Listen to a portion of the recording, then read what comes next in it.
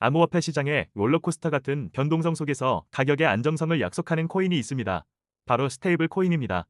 최근 페이팔, 비자 같은 거대 기업들이 스테이블 코인을 채택하고 규제가 명확해지면서 이 시장이 금융의 핵심 인프라로 떠오르고 있는데요. 오늘은 스테이블 코인이 무엇인지, 그리고 단순한 화폐를 넘어 우리에게 어떤 투자 가치와 기회를 제공하는지 10분 동안 깊이 있게 분석해 드리겠습니다. 특히 영상 후반부에는 스테이블 코인을 활용한 실전 투자 방법까지 구체적으로 알려드리니 끝까지 시청하시고 디지털 금융 시대의 안정적인 수익 기회를 잡으시길 바랍니다. 구독과 좋아요는 필수겠죠? 자, 먼저 스테이블 코인이란 무엇일까요? 이름 그대로 안정적인 코인입니다. 그 가치가 미국 달러나 유로와 심지어 금과 같은 실물 자산의 가치에 한대 1로 고정, 즉 패깅되도록 설계된 암호화폐죠. 이 패깅 덕분에 비트코인처럼 하루아침에 가치가 폭락하는 위험을 최소화할 수 있습니다. 예를 들어 1. USDT는 항상 한 달러의 가치를 유지하려고 노력하는 거죠. 그렇다면 어떻게 가치를 안정적으로 유지할 수 있을까요? 패깅 방식에 따라 크게 세 가지로 나뉩니다. 첫 번째는 법정화폐 담보형입니다. 가장 널리 쓰이는 방식인데요. 발행사가 예치된 달러만큼 코인을 발행하는 구조입니다.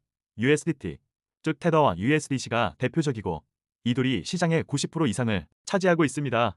신뢰도가 높지만 발행사가 정말 그만큼의 달러를 보유하고 있는지 투명하게 공개하는 것이 매우 중요합니다. 두 번째는 암호화폐 담보형입니다. 이더리움 같은 다른 암호화폐를 초과 담보로 잡아서 발행하는 방식이죠. 대표적으로 다이가 있습니다. 이 방식은 특정 회사가 아니라 프로토콜에 의해 운영되기 때문에 탈중앙성이 높다는 장점이 있습니다. 하지만 담보로 잡힌 암호화폐의 가격이 급락하면 스테이블 코인의 안정성도 흔들릴 수 있습니다. 마지막 세 번째는 알고리즘 기반형입니다. 별도의 담보 없이 알고리즘으로 공급량을 조절해서 가치를 유지하는 방식인데요. 혁신적인 아이디어였지만 과거 UST 사태처럼 알고리즘이 실패하면 시스템 전체가 무너지는 심각한 위험을 초래할 수 있습니다. 이 사건 이후로 시장의 신뢰를 많이 잃어서 현재는 주목도가 크게 낮아진 상태입니다. 그래서 현재 여러분이 주로 사용하는 스테이블 코인은 대부분 은행 잔고를 기반으로 하는 법정화폐 담보형이라는 점을 꼭 기억해 주세요. 그렇다면 이 스테이블 코인 시장은 얼마나 커졌고 앞으로는 어떻게 될까요? 정말 놀랍습니다. 스테이블 코인 시장은 불과 몇 년 만에 1,700억 달러, 우리 돈으로 200조 원이 넘는 거대 시장으로 성장했습니다. USDT와 USDC가 시장을 이끄는 양강 구도를 형성하고 있죠. 이 엄청난 성장은 어디서 오는 걸까요? 가장 큰 이유는 국경 없는 결제와 송금입니다. 기존 은행을 통해 해외로 돈을 보내려면 며칠씩 걸리고 수수료도 비쌌잖아요. 하지만 스테이블 코인을 이용하면 단 몇 분 만에 훨씬 저렴한 수수료로 전 세계 어디든 보낼 수 있습니다. 디지털 시대의 환전소 역할을 하는 셈이죠. 그리고 탈중앙화 금융, 즉 디파이 시장의 기축 통화 역할을 합니다. 변동성이 없는 스테이블 코인이 있어야 사람들이 안심하고 자산을 예치하고 대출을 받고 이자 농사를 지을 수 있게 된 겁니다. 디파이 생태계가 성장할수록 스테이블 코인의 수요는 폭발적으로 늘어날 수밖에 없습니다. 결정적으로 기관들의 채택이 시작됐습니다. 페이팔이나 비자 같은 글로벌 공룡 기업들이 스테이블 코인을 공식 결제 수단으로 통합하기 시작했다는 건 정말 엄청난 사건입니다. 이건 더 이상 일부 코인 투자자들만의 리그가 아니라 실제 우리 생활 속에 깊숙이 들어오고 있다는 강력한 신호입니다. 미래 전망은 어떨까요? 한마디로 매우 밝습니다. 외부3와 메타버스 생태계가 커질수록 그 안에서 사용될 안정적인 결제 수단에 대한 수요는 기하급수적으로 늘어날 겁니다.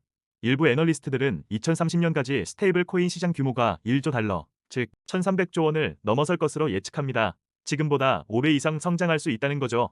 물론 리스크도 있습니다. 가장 큰 건 규제 리스크입니다. 각국 정부가 스테이블 코인을 어떻게 규제할지에 따라 시장이 크게 출렁일 수 있습니다. 그리고 디패깅 리스크도 무시할 수 없죠. 한 달러 가치를 유지하지 못하고 무너지는 경우입니다.